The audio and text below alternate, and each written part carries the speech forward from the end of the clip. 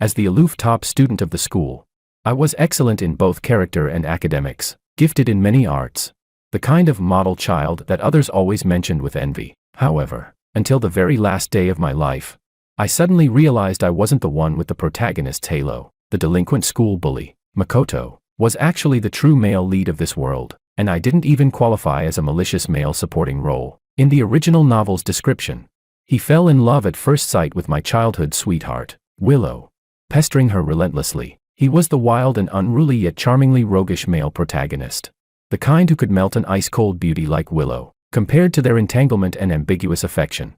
I, the childhood friend doomed to die young, was nothing more than the catalyst for their romance. Thus, the flower on the high mountain was dragged down to the mortal world, turning into a love-struck fool willing to live and die for affection. Chapter 1, Reborn. I finally understood this world was a sweet romance novel. The school bully Makoto was the male lead, and my aloof childhood sweetheart girl was the female lead. The ultimate clash between the school bully and the high mountain flower once made readers exclaim, "I'm in love with this." According to the original author's depiction, Makoto was the unruly, carefree, roguishly handsome protagonist. The very existence who could melt an ice-cold beauty like Willow, compared to their ambiguous entanglement. I, the childhood friend doomed to die young, was nothing more than the catalyst for their love. Even though I never liked Willow at all, I didn't even qualify as a malicious male supporting role. As a 3 excellences student, in Makoto's eyes, I was just a pretentious poser. He always looked at me with a cold face and said, "George, what's there for you to show off about? You're just luckier in birth than me. If I ever wanted to study seriously, you'd never beat me." In Makoto's eyes, when I reminded Willow not to hang around him, it was because I looked down on him. Because of Makoto, Willow thought I was narrow-minded and gradually drifted away from me, knowing I could never dissuade her once she fell for him. I grew too tired to care anymore, but fate is often ridiculous. Perhaps Makoto saw me as his imaginary rival. Perhaps my very existence seriously obstructed their relationship. Or maybe I was simply destined to be a stepping stone in Makoto's path of growth. On the eve of the college entrance exam, I died in that dark alley. A heavy midnight rain washed away all traces. And it wasn't until the next morning that my body was discovered. The timing was too unusual. The sudden, mysterious death of an 18-year-old boy quickly made headlines across major media outlets. I died at the age when a butterfly is just about to break free from its cocoon, returning to dust. With everyone feeling sorry for me, no one knew that I died because of Makoto. After offending some local thugs near the school, he was cornered by them in the alley. When he saw me passing by, he called out to me in a friendly tone, as if we were close. After using me to draw their attention away, the cunning Makoto successfully escaped. Before running, he gave me a guilty look and said he'd go find someone for help, telling me to hold on and wait. But in the end, just as those thugs had mocked, he never showed up again. Seeing me alone, the gangsters immediately surrounded me. Their fists and kicks rained down like a storm. I could not withstand them alone. During the struggle, I stumbled backward, my head slamming hard against the stone steps. Blood poured out, soaking the ground. The thugs, terrified, fled in panic, while I sank into eternal sleep, never to wake again. Chapter 2. After my death, I became a ghost. I watched helplessly as my mother fainted from crying at my funeral, and as Makoto shamelessly put his arm around my sister's shoulders.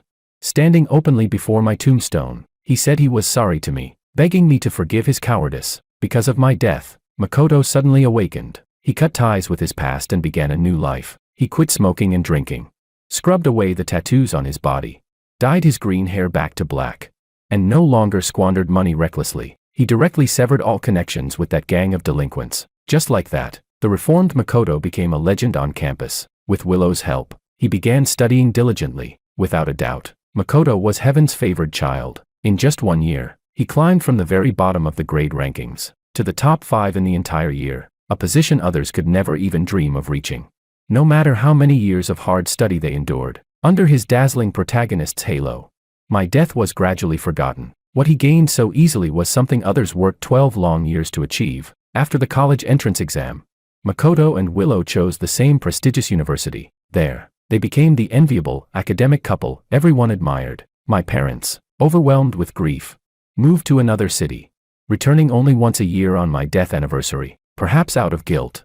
Every year Makoto sent my parents expensive supplements, trying to lessen his own sense of sin. The year Willow graduated, those thugs were unexpectedly arrested, and the truth about my death was finally exposed. Although she couldn't accept what Makoto had done, she ultimately couldn't leave him. At that time, my sister Alicia had also unknowingly fallen in love with Makoto, while spending time around him. When she learned that Makoto was entangled in the case of my murder, Alicia couldn't accept it and went abroad to study. On campus, when Willow truly lost faith in him, Makoto broke down, kneeling in front of her in tears, slapping his own face while apologizing. Willow, I know it was all my fault, but back then I could barely protect myself. Besides, I fell and passed out. By the time I woke up, George was already dead. Later I interrogated those guys. They said if George hadn't fought back, he wouldn't have died at all. With just a few simple words, he shifted all the blame onto me. After all, the dead cannot speak. After my sister left the country,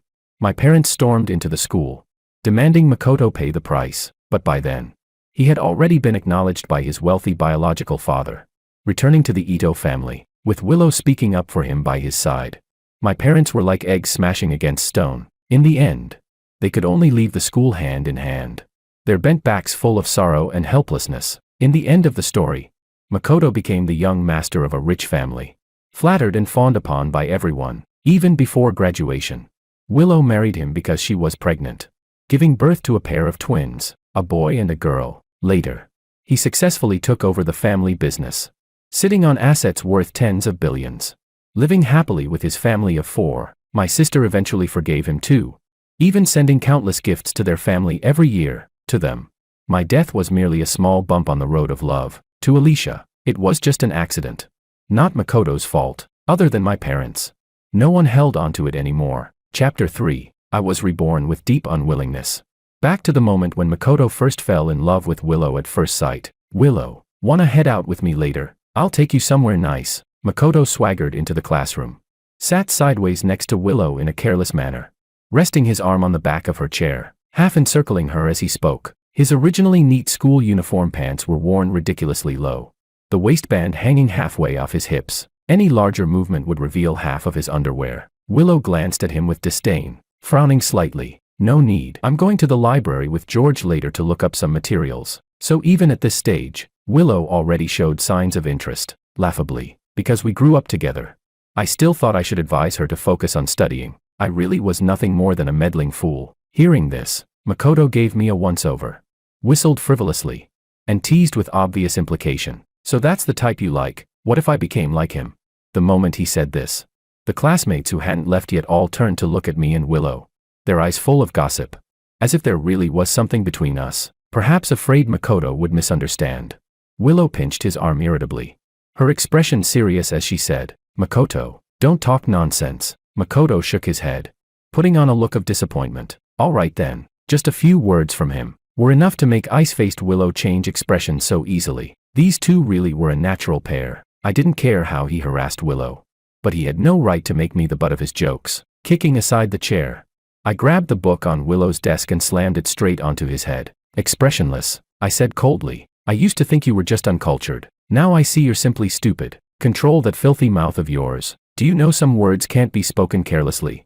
In serious cases, the whole school would issue public criticism. If you two want to flirt, don't drag me into it, and don't fucking use me as your shield. What a load of bullshit. After finishing, I ignored the sudden change on Makoto's face, picked up my bag, and left. When I got home, I begged my mother to install surveillance cameras outside the house. In my previous life, I had already sensed that Makoto harbored a strange hostility toward me, a repulsion like opposing magnetic fields.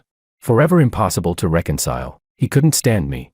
And of course I couldn't stand him either. He pushed Willow away from me, while keeping things ambiguous with my sister Alicia. When I stopped him, he even sent his so-called good brothers to smash the windows of my house. Because of him, my parents once suspected that I was running wild outside, turning into a bad kid. Since he wanted to play, of course I would accompany him. That way, he wouldn't waste his role as heaven's spoiled son. Chapter 4. The facts were exactly as I had expected. Because Makoto was upset, his gang of buddies started wandering around near my house every day, causing all sorts of trouble. When the security camera clearly recorded them throwing stones at my windows, I called the police right away. Since they had injured my mother, and all of them were already over 16 years old, they were supposed to bear criminal responsibility. Soon, those few little thugs were sentenced to short-term detention. Having lost his right-hand man, Makoto went mad with rage. He came downstairs to my building, yelling like a lunatic, demanding that I give him an explanation. "George, just look at this kid, he's obviously not easy to deal with. And his words are nasty. You'd better not go down there." Willow's mother looked at me with deep worry, thinking I had provoked some hooligans.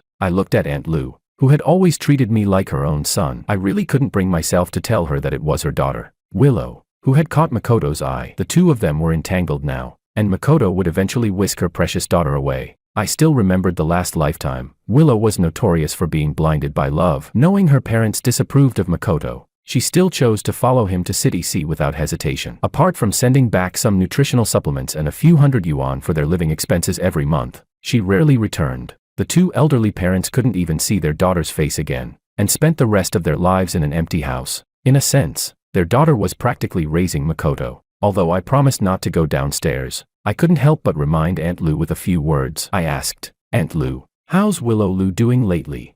She replied, "She's doing fine. It's just that recently she often giggles out of nowhere, which leaves me quite puzzled." "Did something happen?" She looked at me curiously. I shook my head and said, "Nothing. I was just asking casually. It's just that lately she hasn't been walking home with me much, so I got a little curious." "Don't worry about it." Who would have thought that more than 10 years of friendship between Willow and me couldn't compare to the 2 months she had just spent with Makoto? I stopped there and said nothing more, letting Aunt Lou make her own guesses. When Makoto saw I wouldn't show my face, he kicked the wall hard, then limped away in utter disgrace. Chapter 5. In the end, Aunt Lou discovered what was going on between Willow and Makoto. According to my mom, Aunt Lou found an exquisitely packaged bracelet in Willow's room. That bracelet was a birthday gift Makoto had bought for Willow. It was the thing Willow treasured the most. Even later, when she married into a wealthy family, she still wore that faded, token of love bracelet. My mom said, "You'd better not get into any puppy love. Studying hard is the most important thing. Otherwise your dad will really lose it." Because of this, he was afraid you'd follow the same path and nagged all night yesterday. Your Aunt Lou even cried the whole night and still hasn't recovered. She tugged at my ear, lecturing me sternly. She continued, "Before, we all thought Willow was just a little cold in personality. But now we realize she treats people differently. For that thug, she actually talked back to Aunt Lou and even said cruel words. She completely broke your Aunt Lou's heart." My mom sighed, as if she couldn't understand why Willow had changed like this. At that time, my mom still didn't know that her own daughter, Alicia, was the same as Willow, a girl blinded by love for the same man. She abandoned her parents and forgave her beloved. "How pure, how touching," I said.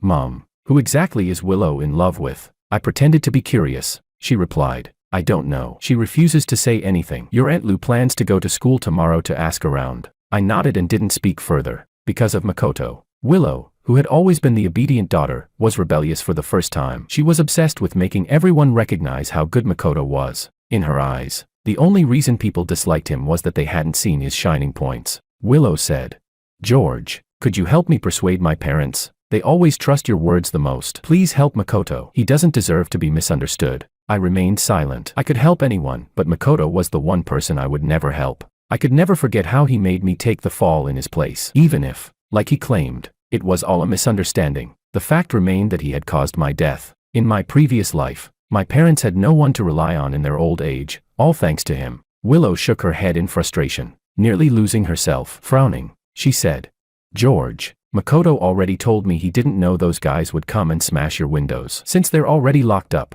why can't you just let it go?" I swallowed my anger and asked her gently, "Willow, I'm really curious, why do you like him so much? Like him enough to abandon the playmate who grew up with you, to defy your parents, to throw away your own pride?" She lifted her gaze toward the window and whispered softly, "When I'm with him, I feel happy and free. That's something I've never experienced before. Only he can give me that." "George, Makoto really isn't the way you think. He's just so insecure, and that's why he acts so rebellious." The moment she mentioned Makoto, her eyes softened with tenderness. I nodded with a look of sudden realization and said, "Oh, I see. But what if I just don't want to speak up for him?" My face darkened instantly as I pushed her out of the house. I said, "I just don't like him. Simple as that. Who does he think he is? Does everyone have to kiss his ass? Your mom is right. He's nothing but a useless little thug. If you can fall for trash like him, then you're not much better. And you, a little delinquent girl, dare to teach me what to do? Don't make me laugh. Get lost." I slammed the door shut. From that moment on, my friendship with Willow was over. Chapter 6. Alicia was attending a private school. During the National Day holiday, she came back home, saying she was here to meet an online friend. In my previous life, I hadn't paid attention, but now, I suddenly had a bad feeling, Could it be that the online friend she was going to meet was Makoto? She said, "Brother, what's wrong with you? I just came back and you're already giving me the cold shoulder. I don't remember offending you." She tugged at my sleeve and swayed it playfully. Alicia was still just as clingy as when she was a child back then. She would even empty her piggy bank just so I'd spend a few more days with her during holidays. Once giving me all the 5 yuan she had saved, I took her luggage and, instead of answering, asked her back, "Do you know who that online friend is? A boy or a girl?" She replied, "I'm not too sure, but I get the feeling the person's outgoing. We get along pretty well." From Alicia, I learned that after meeting online, they shared playlists, discussed which movies were worth watching, talked about hobbies. There was almost nothing they didn't share. On the second day of the holiday, Alicia went to meet that so-called online friend, and I secretly followed. When I saw Makoto, dressed in a flashy leather jacket, appear at the plaza, even though I had been mentally prepared, I was still shocked. It turned out Alicia had fallen for Makoto long ago. In adults' eyes, Makoto was nothing but irresponsible. Yet in the eyes of the girls who liked and admired him, Makoto was the epitome of individuality. He lived freely, recklessly, and the rebellious aura he exuded often struck a chord in their hearts, giving them an intense thrill. Just as Willow had said, it was something we boring, honest people could never compete with. Makoto gave Alicia a crystal ball as a gift. After chatting for a long time, the two went to the mall to play airborne go-karts. It was obvious that Alicia was very happy. When I saw them come out, I immediately stepped forward. I frowned and said, "Alicia." Seeing me, Alicia called out guiltily, "Brother." Makoto looked stunned when he heard that. He glanced at Alicia, then at me, studied me seriously, and finally realized. He said, "Alicia, so George is your brother?" I didn't realize at first. Chewing gum. He let out a cold laugh, glaring at me with disdain. Then he put his arm around Alicia's shoulder and said with a grin, "Since you're a brother, let me give you a piece of advice. Don't fucking meddle in other people's business. If people don't like you, don't shamelessly try to cut in, playing dirty tricks behind the scenes. Now that's despicable." Though he never mentioned Willow directly, the loathing in his tone was obvious. He thought I had reported him to Willow's parents out of jealousy. When Alicia looked at me in confusion, I gave her a faint smile. My voice dropped colder as I said, "Makoto, speaking of despicable, sending your little gang to cause trouble while you yourself stay hidden, and then denying everything when it backfires. Isn't that despicable? Speaking of shameless, coming from a wealthy family with no worries about the future, yet toying with girls from ordinary homes, making Willow lie, argue with her parents, and sneak out overnight, isn't that shameless? Even so, do you really think her parents wouldn't notice? Isn't that just stupid? As for, I must have struck a nerve, because Makoto's face twisted with rage. He charged at me, grabbed my collar, and tried to shut me up. I didn't flinch. I kicked him to the ground and pinned him down as I continued. "As for what you call love, you really overestimate Willow's importance. You treat her like a treasure, but in my eyes, she's not even worth shit. I never liked her. Stop thinking everyone wants to steal her from you. You're pathetic." Just as I was about to land another couple of punches, a heavy blow struck the back of my head. The sound was dull yet piercing, the force so strong that my vision went black instantly. My grip loosened, and I collapsed heavily to the ground. When I barely regained consciousness, I caught sight of the shattered pieces of Alicia's crystal ball on the ground. Trembling, she reached out to help me up, but I shoved her away. She said, "Brother, I didn't mean to. It was an emergency. I didn't have time to think. Let's go to the hospital, please." Seeing me remain silent, Alicia grew panicked. The air fell into heavy silence. Makoto lay on the ground, clutching his groin and groaning in pain, while Alicia stood frozen, not knowing what to do. I forced myself to stand, every word squeezed out of me. "Alicia, since you like him so much, then you can take him as your real brother, or even as your so-called lover brother. I don't care. From this moment on, I'll treat it as if I never had a sister like you. You're on your own." I pulled out the 5 yuan she had once given me and tossed it onto the ground, then turned and walked away. Chapter 7. By the time Alicia had sent Makoto home, I had already been taken to the hospital. Fortunately, the injury wasn't too serious, just required careful attention and some medication to recover. Because of this incident, my dad was utterly disappointed in Alicia, almost wanting to kick her out of the house on the spot. On the day school started again, Alicia came to the hospital to see me. She apologized pitifully. "Brother, I'm sorry. Please forgive me just this once." "Okay." I was about to speak, but then I remembered how, in my previous life, she abandoned our parents for Makoto and went abroad alone. She even called herself the godmother of Makoto and Willow's children, doting on them, which only filled me with anger and disgust. So I shook my head, stood up, and went to the bathroom, my silent way of refusing. Now, with the messy love triangle exposed ahead of time, Alicia completely cut ties with Makoto once she found out he was the one Willow liked. She even brought homemade snacks to apologize to me. I didn't eat them. Instead, I mailed them to Makoto under her online friend identity. Wasn't that exactly the kind of praise and flattery he loved? Since I needed to rest well, I stayed at home for a month. Only after fully recovering did I return to school. It was the most intense period of senior year, and I no longer had the time to pay attention to Willow and Makoto. I only heard that the two of them had been publicly criticized by the discipline director during the flag-raising ceremony because of their puppy love. Soon, news of Willow dating a thug spread everywhere. Even if I didn't want to know, it was impossible not to hear about it. Aunt Lou was repeatedly summoned to school. Makoto, who had no elders in his family, acted completely indifferent. It was infuriating, yet there was nothing anyone could do, except feel sorry for Willow's parents. George, no wonder you don't walk with Willow anymore. Hey, how did it feel being the third wheel before? My desk mate teased, patting my shoulder and looking at me with gossipy eyes. I shrugged and replied, I don't know. Don't care. Doesn't matter. Go ask the people involved. Then I went back to drilling practice questions. These days, I didn't even have time to drink water, let alone worry about whether their romance was sweet or not. They were the male and female leads, blessed by fate itself. Even while dating, they would still get into good universities. But for cannon fodder like me, if I wanted to get what I desired, I had to fight with everything I had. Chapter 8. Willow, come with me. I have something good for you. As soon as the evening self-study bell rang, Makoto ran in with a gift box, grinning, and dragged Willow out. After the two left, a few bold classmates followed them. A long time later, those classmates returned, but no matter how everyone asked, they refused to say anything. On the bus, whether deliberately or not, Makoto kept teasing Willow in front of me, refusing to stop until her face turned red. I said, Grandpa, please sit here. I stood up and greeted an old man nearby, but before the seat could be taken, Makoto plopped himself down instead. He glanced at me with contempt, sneered, and said, so fake. It's one thing to pretend to be a good student at school, but you're even pretending here? Expressionless, I replied.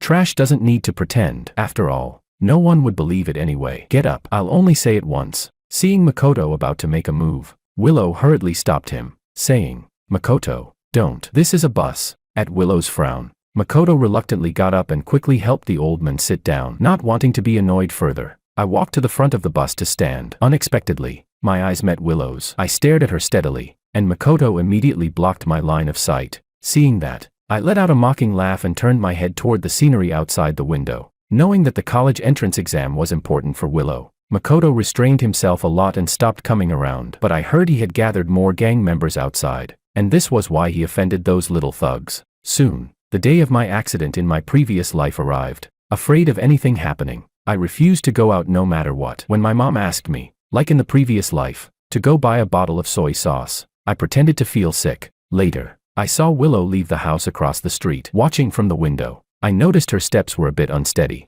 This day was destined to be troubled. When the news arrived, Willow had already been taken to the hospital by Makoto. Her right hand was shattered into pieces, cutting her off completely from the college entrance exam the next day. This outstanding student, once so full of pride, stunned everyone with such a sudden downfall. In the hospital corridor, Makoto squatted in the corner in a daze, eyes empty. When Uncle Lou arrived and saw him, he stormed toward Makoto in fury. If the hospital staff hadn't stopped him, Makoto would have been beaten to death. In the original trajectory of the story, the person who got hurt was different, which changed all that came afterward. Now, seeing Willow lying pale on the hospital bed, Makoto no longer wore the indifferent face he had in the previous life. He gathered his so-called underlings, vowing to make those people pay the price. The outcome was unknown, but Makoto, covered in wounds, did not awaken to reality as he once had. On the contrary, he grew even more reckless. Bars and nightlife became his frequent haunts. He picked up smoking, drank heavily, and got entangled with people from the underworld. On the day of the college entrance exam, as I sat in the exam hall, watching the sun rise after the rain, I finally breathed a sigh of relief for no reason. In this life, I was no longer that ill-fated boy everyone pitied. My future could hold endless possibilities. Chapter 9. The 2 days of the college entrance exam passed quickly. Yet on the very night it ended, I suddenly fell gravely ill, burning with a high fever the whole night. No one knew that I had dreamed of my previous life again. In the dream, Makoto and Willow were camping outdoors with their 2 children, the kids chattering loudly as they called for Dad and Mom. Makoto, now gentle and refined, bore no trace of the thug he once had been. When Willow sneezed, Makoto tenderly pulled her into his arms. The two exchanged a smile, looking every bit the loving couple. The warm, lively picture of a family of 4 was so beautiful that no one would want to disturb it. But then, suddenly, a stranger appeared, heavily wrapped up, his face hidden. He walked straight toward them. It all happened too fast. With a loud boom, flames roared into the sky. The entire family of 4 died instantly in this man-made accident, along with the perpetrator himself. Perhaps this was the true ending of my previous life. Thinking of that, I no longer felt so unwilling. After all, good and evil always have their consequences. Everyone eventually meets their fate. Because of the sudden ferocity of my illness, I was unconscious for 3 full days before waking. The moment I opened my eyes, my parents leaned over me. Their eyes brimmed with tears, though my mom still couldn't help scolding. I told you not to kick off the quilt at night. You wouldn't listen. Now look, you're lying here with an 4 drip. Who do you think is to blame? She poked my forehead in annoyance. I said, "Ah, it hurts, Dad. Your wife's bullying me." I covered my head and pretended to be pitiful. My dad chuckled and said, "You rascal. So rude. You deserve to be taught a lesson by your mom." He chimed in to back her up. The hospital room filled with laughter. This time when I woke, it felt as if the shackles binding me had been lifted. My whole body felt unusually light. Even my breathing became much smoother. Some memories began fading away. At some point, I realized I could no longer clearly recall everything that had happened in my previous life. On the day I was discharged, I went to see Willow in passing. In her ward, she was reading a book, her right hand encased in a thick cast, her movements awkward. Because of Makoto, things between us had become awkward too. When I saw her staring at me silently, I coughed and asked stiffly, "Are you going to repeat senior year?" She answered, then lowered her head, her mood visibly off. She asked, "George, how did you do on the exam? Was it difficult?" Hearing this, I thought seriously and said, "Pretty good. If nothing unexpected happens, I should be able to get into my ideal university." I smiled openly, stabbing her heart with my words as calmly as possible. It was my way of repaying the grievance from my previous life, when she had made things so hard for my parents. Now, since I hadn't been killed, she and her beloved Makoto could tangle themselves up however they pleased. Chapter 10. Because Aunt Lou had deliberately kept them apart, Willow hadn't seen Makoto for 2 days. Before I left, she looked at me hesitantly, clearly wanting to say something. I raised my eyebrows and pretended not to notice. Just as I stepped out of the ward, Willow called after me. With an embarrassed expression, she said, "George, could you please give Makoto a message? Tell him not to blame himself. I've never held it against him." What I said that day was just out of anger. Before she could finish, I coldly refused. "No." Then, noticing Alicia approaching from afar, I shifted the subject with a smile. "But there's someone else who might be more than happy to pass your message along. After all, she has her own history with Makoto." "Brother, Mom and Dad asked me to call you home," Alicia said, speaking to me as if nothing had ever happened. I nodded, pointed at Willow, and said calmly, "She has something to ask you. You two talk. I'll wait at the hospital entrance." When Alicia came out, her face was calm. I couldn't help but wonder if she would go looking for Makoto afterward. At a red light, Alicia asked me, "Brother, do you really dislike Makoto that much? Can I ask why?"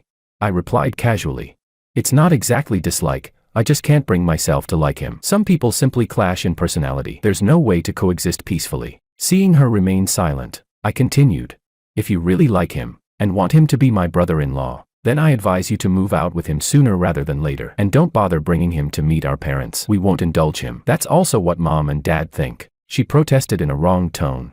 "Brother, what are you talking about? He's Willow's boyfriend. Makoto and I are just online friends," I said indifferently. "Whatever. It has nothing to do with me anyway." Out of habit, she tried to tug at my sleeve playfully, but I avoided her hand. Seeing how resistant I was, Alicia sighed and said no more. On the day our admission letters arrived, I happened to run into Willow and Makoto arguing downstairs. Makoto suspected Willow was avoiding him because she was involved with another man. Annoyed at being slandered, Willow retorted, "Makoto, we're both repeating senior year. Shouldn't we be focusing on our studies? Even though I'm at a different school, we can still review together after classes. Didn't we agree to aim for the same university?" But Makoto, like a wild horse that refused to be tamed, couldn't stand being restrained. He waved her off carelessly, not taking her words to heart, and said with a cocky grin, "So what? School hasn't even started yet. We've got plenty of time. Let's have some fun first. Once classes begin, I promise I'll study hard. I won't go to bars anymore." I'd heard that Makoto had recently gotten a part-time job as a resident guitarist at a bar, very popular with the girls. No wonder Willow felt so insecure. Chapter 11. Because I hadn't died this time, both Willow and Makoto's fates had changed. Willow now had to repeat a year, while Makoto was still wasting his life away, completely without the realization he'd had in the previous life. As the day to report to school drew near, My parents became increasingly reluctant to part with me. The morning before my departure, my mom rushed into my room at dawn, threw her arms around me, and burst into uncontrollable tears. She kept murmuring how wonderful it was, leaving me rather confused. I said, "Help, Mom, you're hugging me too tightly, I can't breathe." Then I added, "Although I've worried you from time to time, at least you raised me this far. If you don't get some return on your investment, it'd be a real loss, so let me live well, okay?" Hearing that, my mom finally stopped being so sentimental. Instead, she pinched my ear and scolded. "Nonsense, get up already. What kind of child is as lazy as you?" Through my grogginess, I thought I saw her shoulders trembling. After she left, I glanced at the clock and saw it was only 6 o'clock. I lay back down and went back to sleep. When I woke again, my mom had returned to normal, though the corners of her eyes were a little red. "Here, son, eat more. Look at you, you've gotten thinner." My dad filled my bowl with food, his eyes shining as he watched me. I said, "All right, thank you, Dad." Perhaps because of the imminent farewell, my eyes suddenly grew hot, tears dripping into my bowl, leaving me looking rather pitiful. That day, neither of them went to work, saying they wanted to help me pack for school the next day. At night, my dad patted my shoulder and said he wanted a man-to-man contest. Just like when I was a kid, we arm wrestled. I won. But this time, he didn't pretend to lose on purpose. Looking at me with pride, he said, "In the blink of an eye, you've grown so much. Your mom and I are just happy you're safe and sound. George, I don't need you to achieve anything great. As long as you're healthy and happy, that's enough. Remember, we'll always love you." I hugged my dad,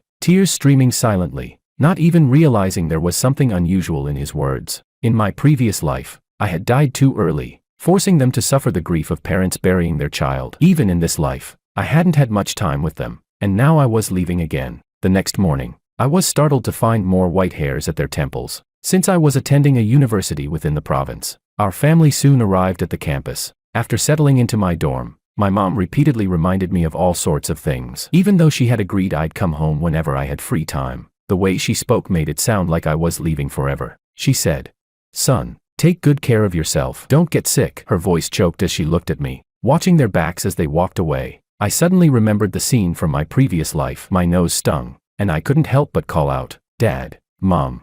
Neither of them turned back. I watched their figures grow smaller and smaller until they finally disappeared from view. Chapter 12. College life was colorful and vibrant. I was busy every day with club activities, so I rarely paid attention to Willow and Makoto's situation anymore. Later, my mom told me that because of Makoto, Willow's grades had dropped sharply. The two of them quarreled constantly, and Willow seemed mentally distracted. One was a foolish girl repeating a year for love, the other a notorious thug from no one high school. Their relationship wasn't nearly as beautiful as in the novels. When I went home for winter break, I ran into Willow at the doorway as she was heading out. Our eyes met, and to my surprise, she greeted me. After all, ever since she got together with Makoto, we had become complete strangers. I nodded back, just about to go inside. When she stopped me, she said, "George, I want to apologize for my unreasonable behavior before. I never wanted to lose you as a good friend." Studying my expression, she continued, "Do you still remember when we were kids?" Unable to listen any longer,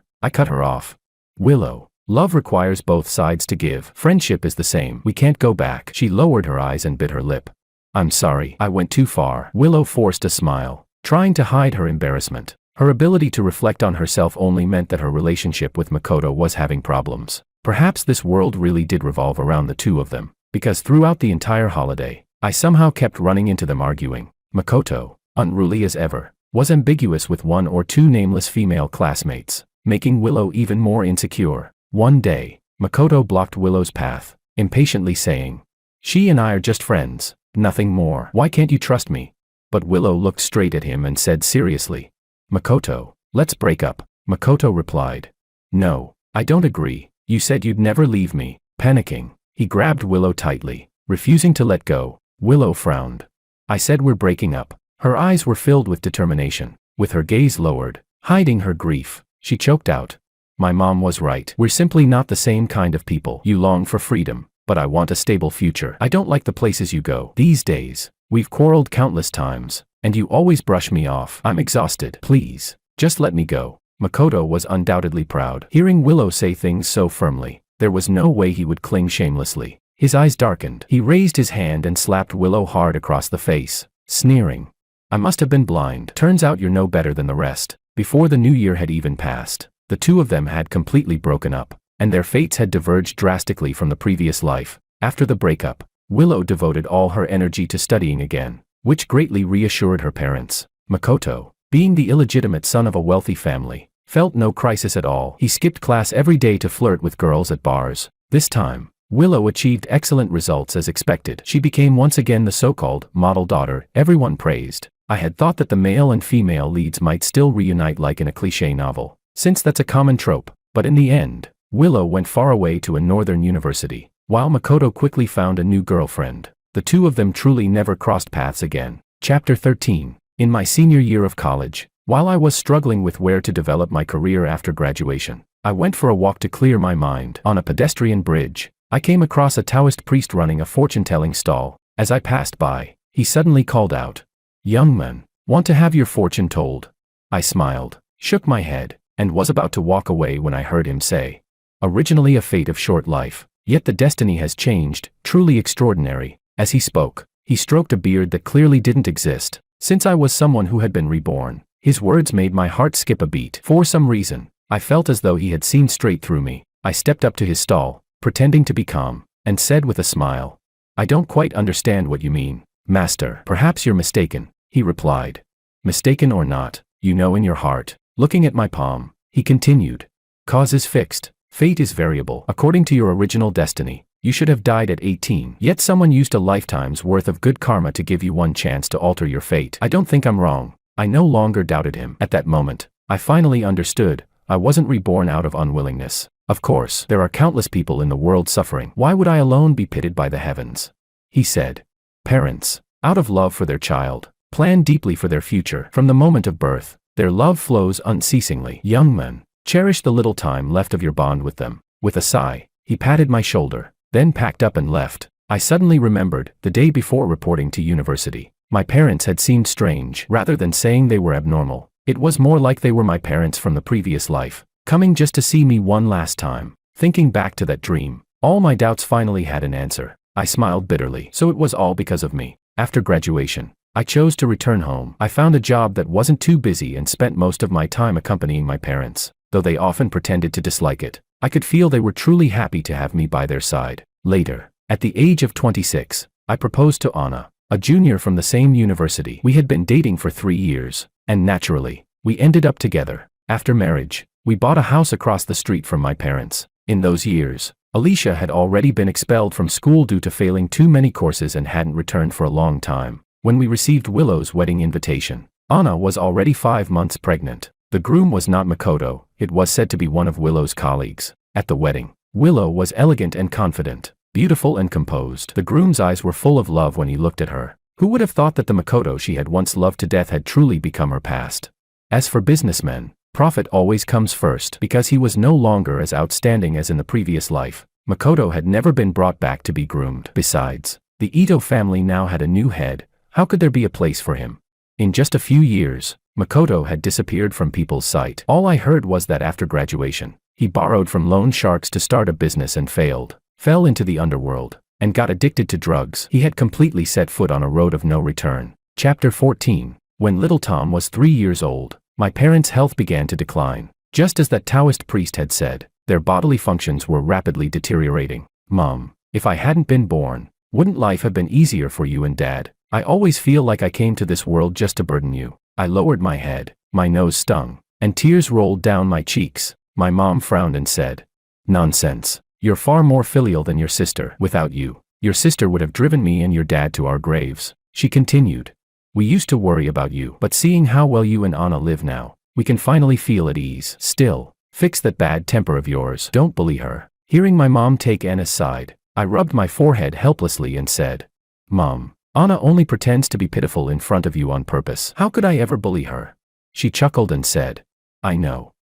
So don't talk nonsense anymore. George, your dad and I have never regretted bringing you into this world. We love you very much. I know." After that, I never spoke such discouraging words again. I had always known, deep down, that they truly loved me. Fortunately, companionship is the longest-lasting confession of love, and I remained by their side all along. Extra, Willow. While Martin and Willow were shopping, Makoto suddenly appeared. The three of them ran into each other at the entrance of a clothing store. Looking at the woman he had been longing for all this time, Makoto's eyes turned red, ignoring Martin's presence. He rushed straight up to Willow and demanded, "Willow, you promised you'd marry me. How come now you've become someone else's wife? What about me? What about our children?"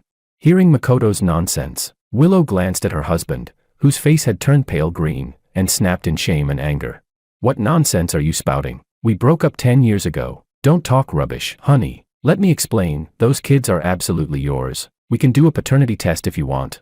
Seeing Willow look at him like he was a plague, Makoto's heart filled with bitterness. Hoarsely, he said, "Willow, things shouldn't be this way between us." Fixing his eyes on Martin behind her, he hinted, "In my memories, you and I were destined for each other. After we married, you gave birth to twins, a boy and a girl. We lived happily. Everything I did for you, and everything you did for me, don't you remember any of it?" Even to this day, he still didn't know who had killed his entire family. What Makoto couldn't accept was that after reliving another life, the world itself had turned upside down. George hadn't met with misfortune, on the contrary, it was Willow who had been dragged down by him. He never made it to university, broke up with Willow early, and the Ito family no longer acknowledged his existence, leaving him to fend for himself outside. In recent years, his life had become worse than that of an animal. Once a high-spirited rich second-generation heir, he had now become a despised addict, looked down upon by everyone. He could never figure out how he had ended up in such a miserable state. The crushing sense of loss made Makoto blurt out a wish to quit the gang, only to be met with a vicious slap from the boss. "Makoto, you're nothing but a dog I raised. Don't you dare have foolish thoughts, or I'll kill you." Having quickly recognized reality, Makoto submitted obediently, only hoping for a chance to escape and find Willow. But when he finally saw Willow again, she was by another man's side. Their intimate gestures made it obvious their relationship was anything but simple. Now, he had nothing, no identity, no status, and not even Willow. He even thought of going to George for answers, since George was clearly the biggest anomaly in this world. But according to Willow, George had moved away, and even she didn't know where he had gone. In this vast sea of people, Makoto had no way of finding him. Perhaps out of sheer unwillingness, Makoto began stirring up trouble. In front of Martin, he deliberately mentioned how he had dragged Willow down, even forcing her to repeat a year of school. He sneered, "Don't you feel like Willow is looking through you to see me?" Noticing that the two of them even shared a slight resemblance in their features, Makoto began boasting shamelessly. Having been her husband in a previous life for several years, he knew Willow far too well. When he mentioned the birthmark on her private body part, Martin's expression instantly darkened. Martin gritted his teeth and said, "Stop talking bullshit. How could my wife possibly?" Makoto cut him off with a laugh. "Why not? We were already fooling around back in high school. There's nothing we didn't try. In fact, I even took her to the hospital." He looked at Martin with a mocking half-smile. Watching the man's back as he left, Makoto held his swollen right cheek, spat out a mouthful of blood, and laughed. Since he had already fallen, why not fall all the way? After all, Willow could only ever belong to him. Perhaps because too many old wounds had been unearthed, Martin, unable to bear it any longer, filed for divorce. A proud man like Martin would never tolerate being fed half-cooked rice. After the divorce, Makoto began pestering Willow, trying to recreate the passionate love from their previous life. One day, a drunken Willow pressed a fruit knife against Makoto's neck, her eyes red as she shouted, "Makoto, what makes you think I would ever piece things back together with trash like you? You really are a cursed star, born to ruin me." It was true back then, and it's true now. "Makoto, can't you just let me go?" On her way to try to win Martin back, Willow was ambushed by thugs Makoto had called, and her leg was broken. Seeing Willow in such a state for the first time, Makoto was so terrified he almost wet himself. He stammered, Willow, calm down, it's me, Makoto. Weren't you the one who loved me most? Give me another chance. I swear I'll change." Willow sneered, her eyes filled with disgust. With a cold laugh, she said, "Love? You're not worthy." Only then did Makoto finally realize Willow truly didn't love him anymore. In such a short span of time, fate had allowed him to experience what it felt like to fall from the clouds straight into hell. After Makoto was killed, when he opened his eyes again, he was back in that previous life where the family of 4 was camping. Just as he was celebrating that it had all been nothing but a nightmare, a scorching wave of heat surged straight toward him. At the very moment of true death, Makoto felt only one thing: this world was utterly rotten. Extra, Alicia. From the very first moment Alicia saw Makoto, she knew clearly that her heart had been moved. It was such a strange feeling, though they had only known each other for a short time. She always wanted to steal a few more glances at him. Later, George's sudden appearance pulled her back to reality for a moment. But soon after, she actually injured her own brother for Makoto. Because of this, Everyone said she had gone crazy. Her parents even wanted to drive her out of the house. Afterwards, Alicia insisted it was only an accident, but no matter how hard she tried to make amends, she could never earn her family's forgiveness. When she returned to school, Alicia forced herself to keep her distance from Makoto because of her brother. Even if he tried to reach out to her online, she never responded. In order to pass a message for Willow, and also to clarify her own feelings, Alicia deliberately went to see Makoto. When they met again, he was recklessly drag racing with his gang of hooligans, playing wild and dangerous games. Looking at the noisy, swaggering Makoto in the distance, that feeling of infatuation she once had instantly faded a great deal. It was only then that Alicia realized just how ridiculous her mistake had been. For such a laughable thug, she had actually raised her hand against the brother who loved her most. Ever since they were children, George had spoiled her, calling her little sister over and over, always bringing her the best things he had. And yet, what had she done in return? Covering her face, Alicia let tears seep through her fingers. Later, unable to face her family, Alicia went far away to live in another place, rarely ever returning. When George got married, Alicia, who was still far away, never even received the news. Everyone treated her as if she no longer existed, and indeed, she herself didn't dare appear in front of them. She could only hide in the shadows and watch from afar. She sent countless gifts back home, hoping to make up for her mistakes, but George returned them all. All these years, Alicia allowed herself to drown in the regret of the past, living as a lonely soul, both miserable and pitiful.